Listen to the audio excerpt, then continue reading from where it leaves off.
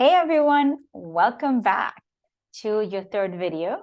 And your third video is going to be about multiplications and division definitions. And then we'll get into variables and evaluations or to evaluate. But generally, it's multiplication and division definitions. Once again, we're just working with definitions. You know the math behind this, but what we're trying to tell you is what is the math called? And that's what it is. It's all about definition. And again, the definitions come in handy when you're doing word problems. And with algebra, there'll be a lot of word problems. So get ready for that. So let's start with the first one, multiplication. So if I were to write the following equation, and I were to write 9 multiplied by 3, right? The answer would be 27. We know that, easy peasy. But the question is, what is everything called? So 9 times 3, or anything that you multiply together, is called the factors. These are the factors. Again, keep in mind, like addition, both of them were called the addends. Similarly, in multiplication, they are both called the factors. What are the factors of 27? 9 and 3. We've heard of that. Easy, right? The answer is called the product. Again, very simple. Factors are what makes the product. And you've probably heard this a lot. So this is an easy kind of vocabulary. The things get interesting in mathematics when you do decimal mathematics, or you multiply decimal points. And that's what we're going to look into and spend just a little bit of time on that. Let's take our decimal and put our decimal point right there.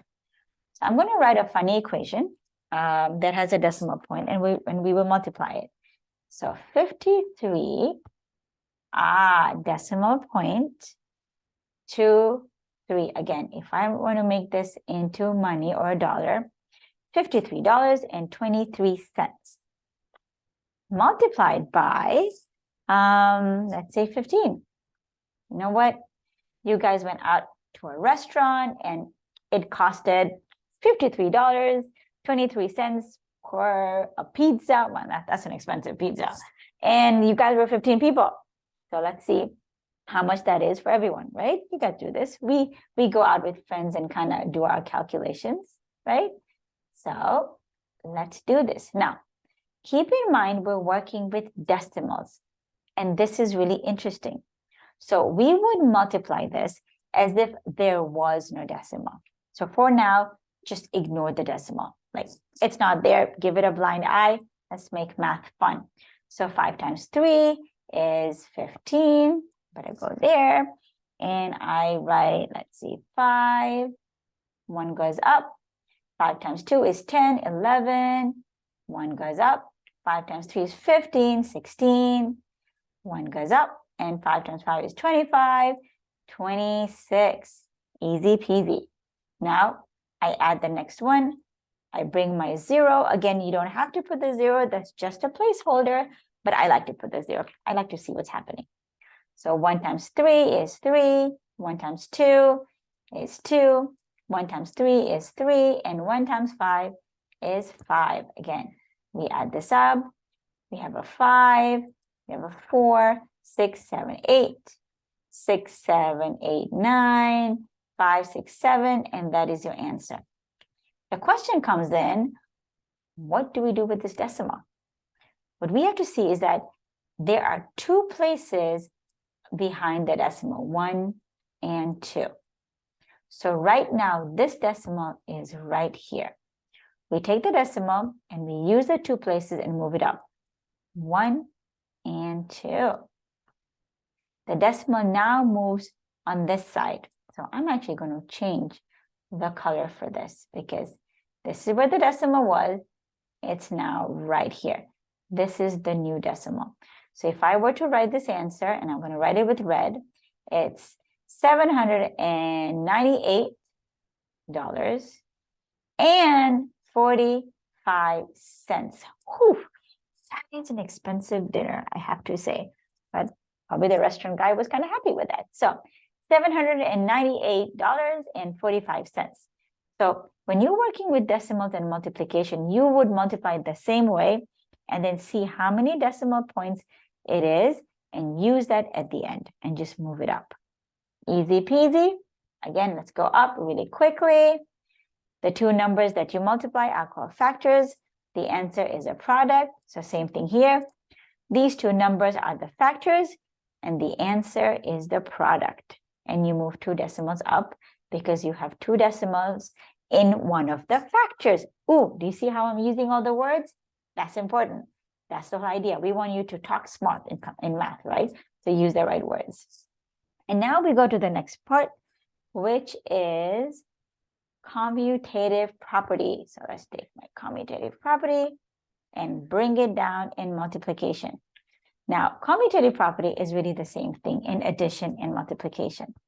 So if I were to say, let me go back to my blue, oh my goodness, there you go, my blue version. And if I were to write, let's say, 8 multiplied by 7, the answer is 56. Easy. What if I change the order? And I say 7 multiplied by 8, the answer is again 56. So in multiplication, there is commutative property. However, division does not have commutative property. Because if I say, let's say, if I say 4 divided by 2, the answer is 2. But then if I say 2 divided by 4, the answer is actually a half.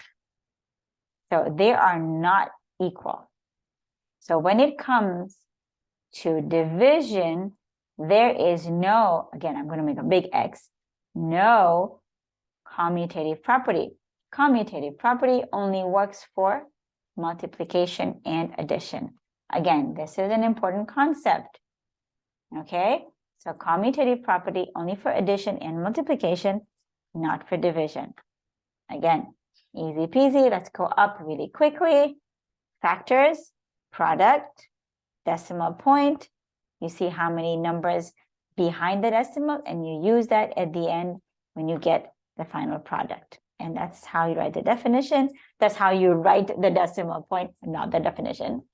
And then the commutative property is there for multiplication and not there for addition. Now we go to the next topic. Now, take a deep breath while I go up and get my next word. Okay. Identity property. Let's look at our identity property.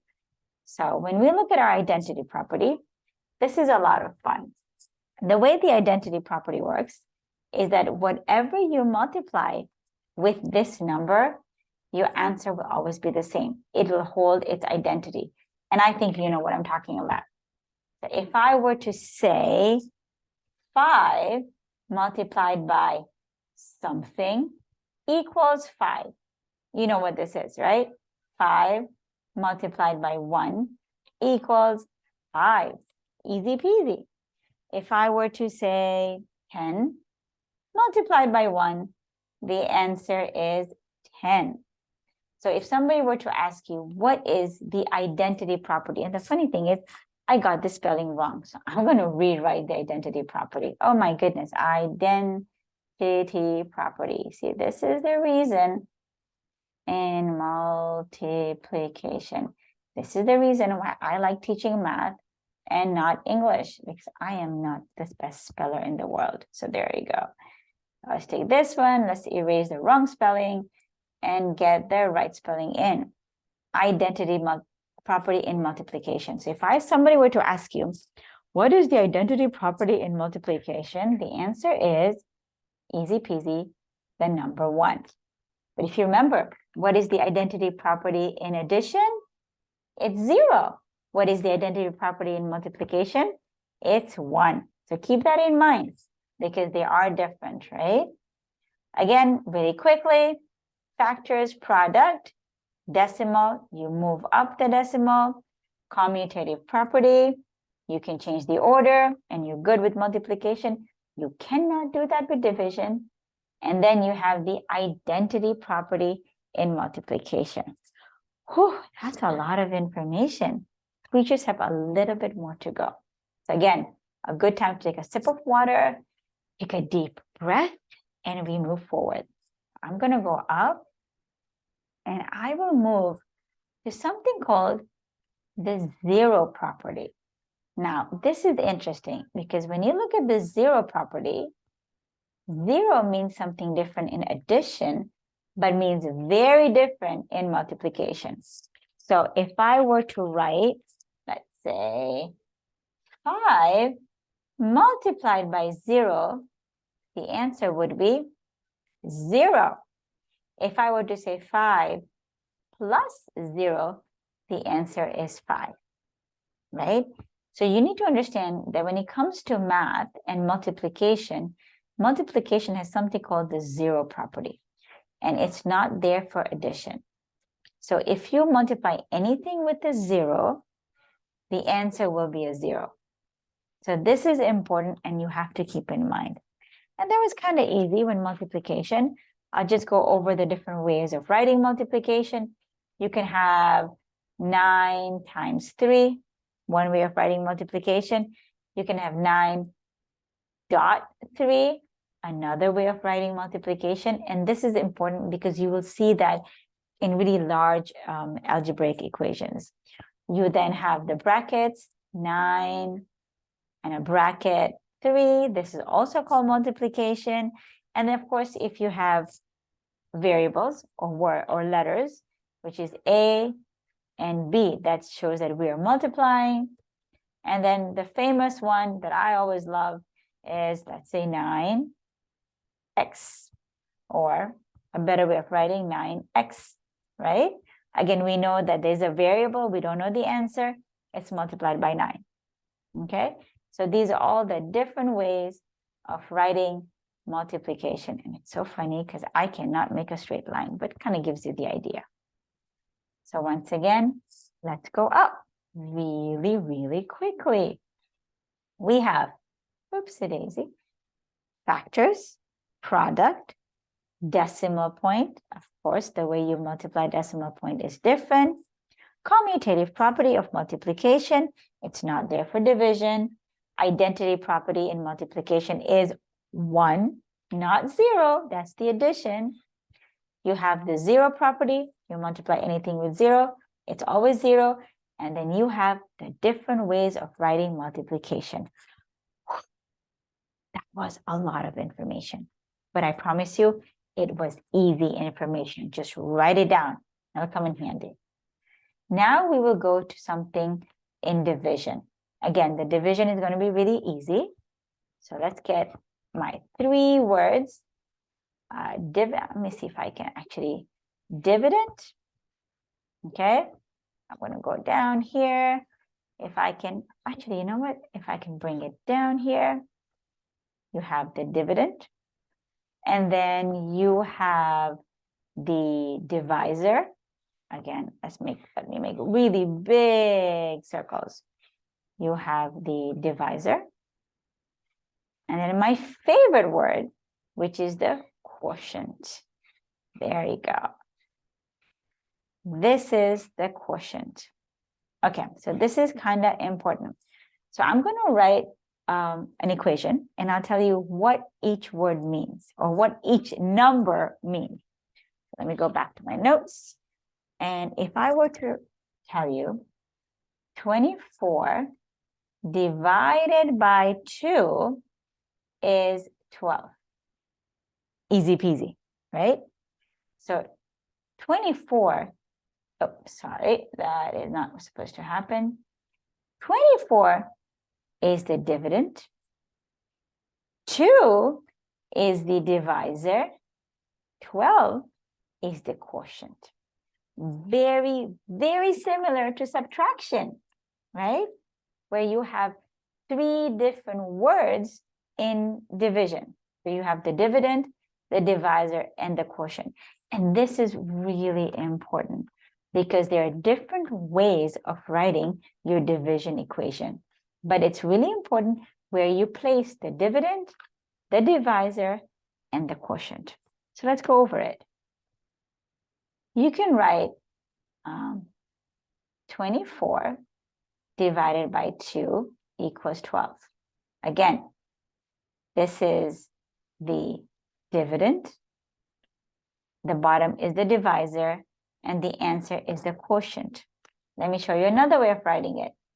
You can write 2, and then you have 24, and the answer is 12. Again, you have 2 is the divisor, 24 is the dividend, and 12 is the quotient. Do you see all the different ways of writing? And this is really important. So again, let's go back. Quotient, dividend, and divisor. So the first number is always the dividend, the second number is always the divisor, and the third number is always the quotient. And this is really important to keep in mind. So once you understand this concept, then I can actually take you one step up. And the way it works is with the following. We have the decimal point.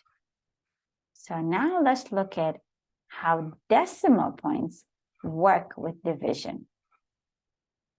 Because now that you know what each word, each number means, the dividend, the divisor, and the quotient. The decimal point is important because the way you divide your equation matters. So let me give you a number. Let's have 4, right? And we put it inside our little half circle. And let's give it maybe, let's do 37.52. Okay, now, what's important is we need to know how to write this. So then we know what is the divisor, what is the dividend, and what is the quotient. Now, if I were to write this, right, I would do this. It would look like something 37.52 divided by 4. Now, if you remember, dividend is the first number, and it's inside the square. Divisor is the second number, and the answer is the quotient, right? We know that.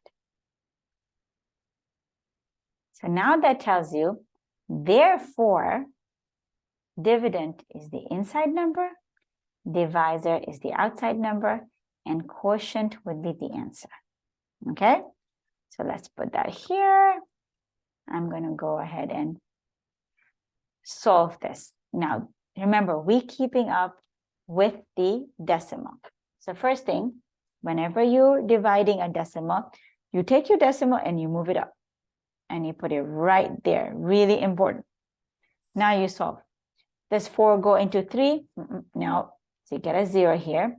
Does 4 go into 37? Yes, it does. It's 9. And you get a 36.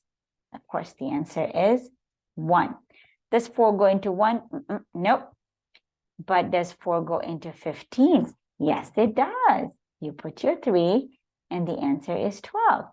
So you have 3 left. Easy peasy. Does 4 go into 3? No. But does 4 go into 32? Yes, it does. And that is an 8. And you have 32 equals 0, 0. So whenever you're working with decimals, keep in mind, you take your decimal, and I'm going to go back to my red, and you move it up. Once you move it up, you place it where it is, and then you solve it the normal way. So your answer is 9.38.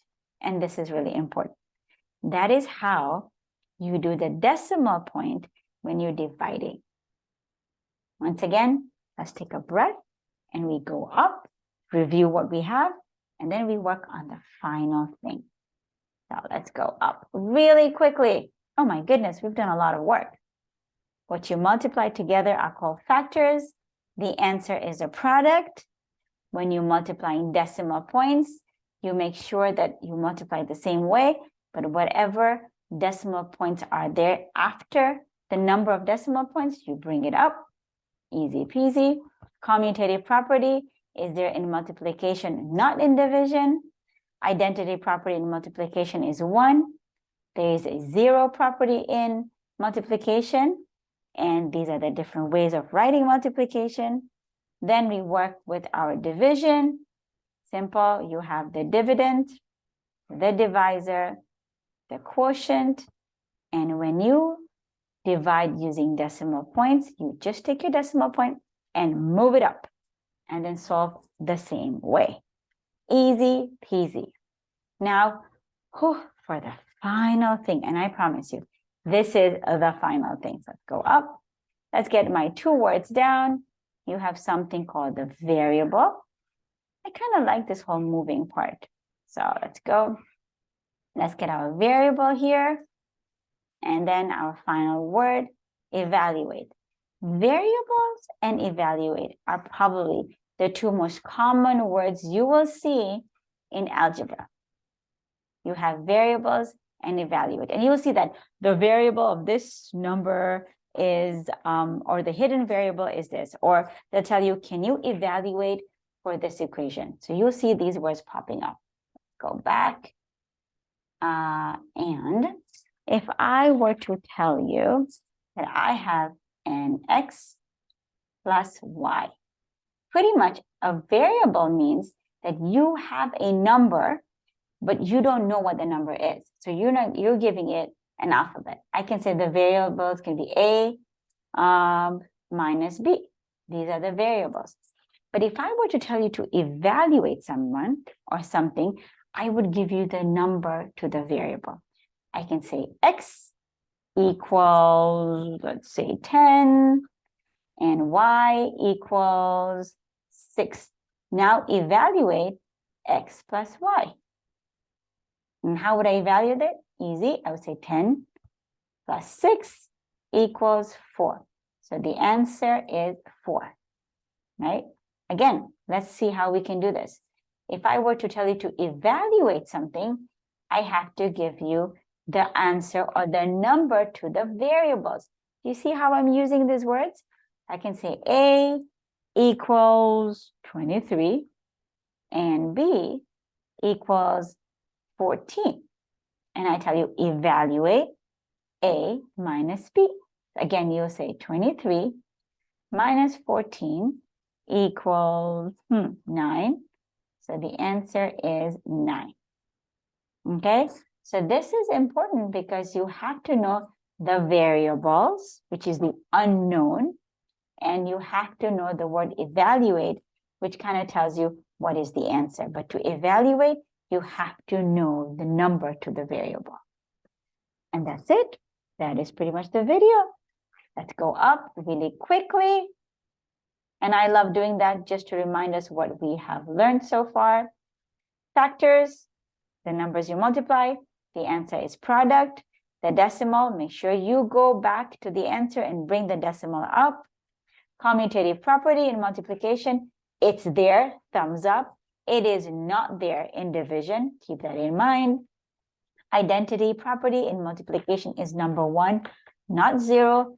0 is the identity property of addition. 0 property, you multiply anything with 0, you get a 0. These are all the different ways of writing multiplication. And then with division, you have the dividend, the first number, the divisor, the second number, and then the answer is the quotient. And these are all the different ways of writing division. But when you have to divide with a decimal point, take your decimal point and move it up and then solve the same way. Finally, you have the variables and the evaluate. So a variable is an unknown number. Evaluate is you are given the answer to the unknown number and you solve it. Easy peasy. So I hope you guys had fun and you got something to learn, and I will see you in the next module. I'll see you later.